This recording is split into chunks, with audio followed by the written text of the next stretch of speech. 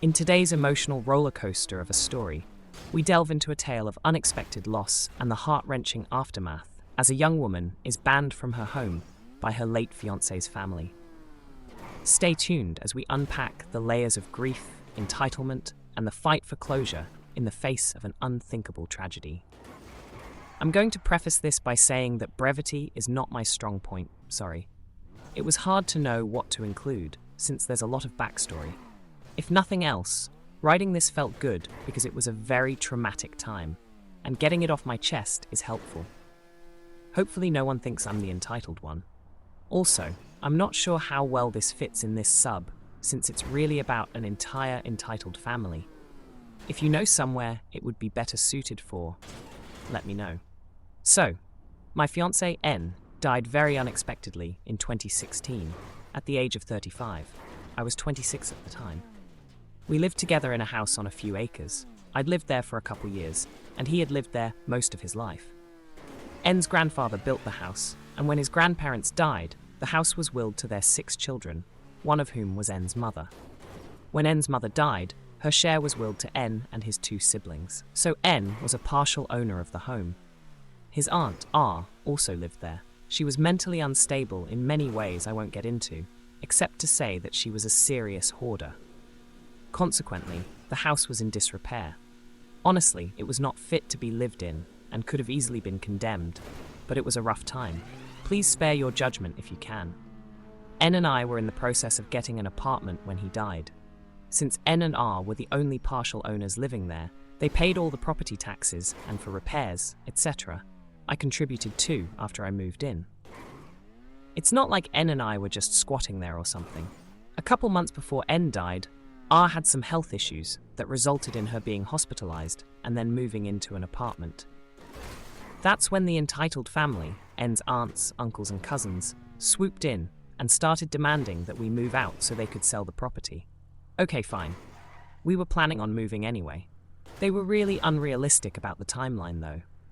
At one point, they insisted that since we were low income, all we needed to do was contact the government's TM. They weren't sure what department, and they'd just give us a small house and some land. That's how out of touch with reality these people were. They'd just show up in the house whenever they wanted, which I guess legally was their right. But it's also pretty rude and entitled to just come into someone's home on a regular basis without even speaking to them while you're there, much less letting them know beforehand. Anyway, when N died, they were unabashedly elated.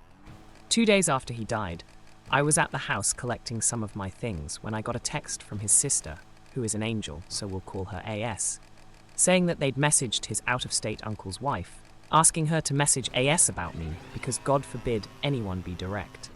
Apparently, they wanted me banned from the property immediately. We'd been living in sin, and now that N was gone, I had no reason or right to be there. I was devastated. At that point, I wanted to take everything he'd ever touched and scoop it up and hold it close to me forever. I couldn't bear the thought of not being able to have anything of his. As an afterthought, I realized all of my stuff was also still there. Luckily, A's stuck up for me and said I could be there as long as I wanted. She lives across the country though, so she couldn't do much to enforce it. The most egregious display of disgusting entitlement, general assholishness, happened a couple days later.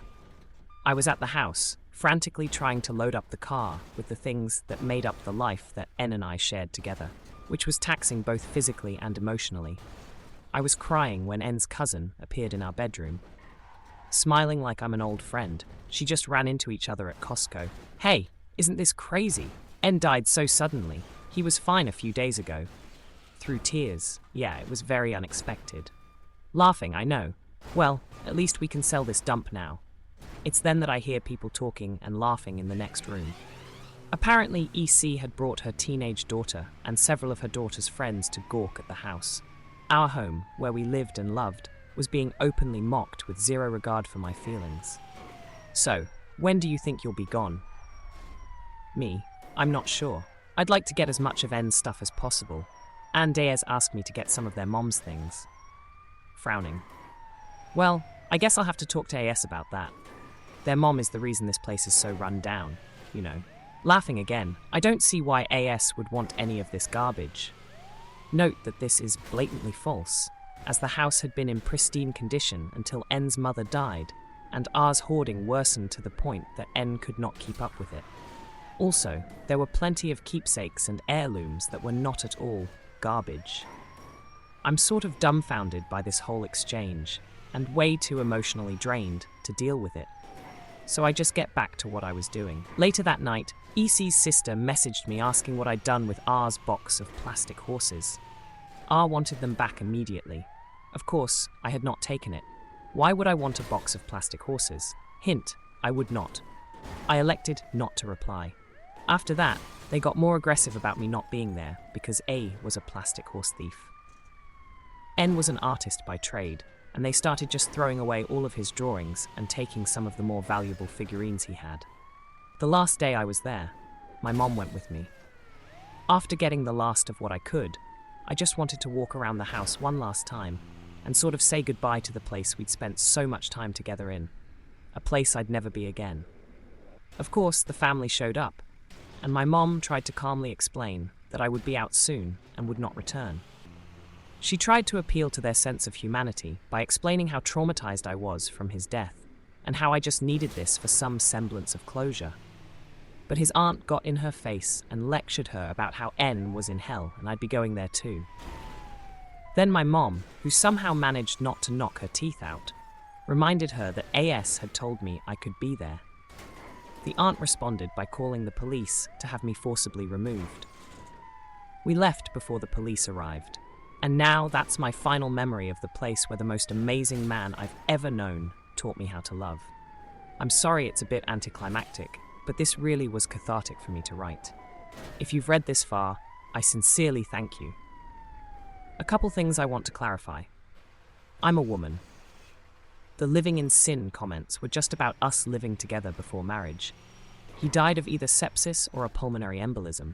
The hospital said one thing, the ME said another. I appreciate everyone saying I may have had legal recourse, but at the time, my entire life and all my future plans had been ripped away from me. It was not worth spending the little energy I had to try to drag it out any further. His sister and brother were his legal next of kin, and he did not have a will. Since his sister told me to get all of his and their mom's things, I was never worried about them coming after me for stealing any of it. And that wraps up today's heart-wrenching story. If you've made it this far, I truly appreciate you taking the time to listen, and I hope you'll carry a bit of kindness with you, cherishing the people and the homes you love.